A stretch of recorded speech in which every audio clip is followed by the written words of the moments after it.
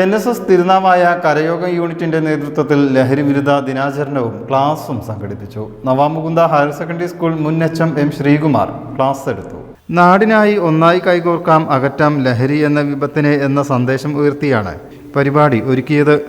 M Viswanathan അധ്യക്ഷനായി. സഞ്ജീവ് മേനോൻ ആശംസ അറിയിച്ചു. നവാമുകുന്ദ ഹയർ സെക്കൻഡറി സ്കൂൾ മുൻ HM M ശ്രീകുമാർ ബോധവൽക്കരണ ക്ലാസ് എടുത്തു. അവർക്ക് പെങ്ങൾക്കൊറ്റ മോനാവുള്ളൂ.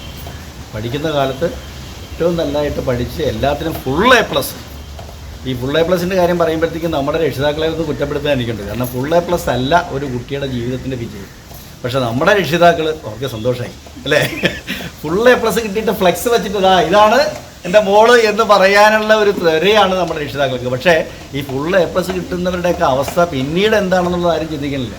ശേഷം കുട്ടികൾക്ക് ലഹരി വിരുദ്ധ ബോധവൽക്കരണ പ്രതിജ്ഞ ചൊല്ലിക്കൊടുത്തു. K. രാഘവൻ NSS തിരുനാവായ കരയോഗം യൂണിറ്റ് സെക്രട്ടറി മണികണ്ഠൻ, അച്യുതൻകുട്ടി, ഷീജ എന്നിവർ ചടങ്ങിൽ സംബന്ധിച്ചു. വനിതാ സമാജം സെക്രട്ടറി ശ്രീജ നന്ദിയും പറഞ്ഞു. News bureau, Tirur.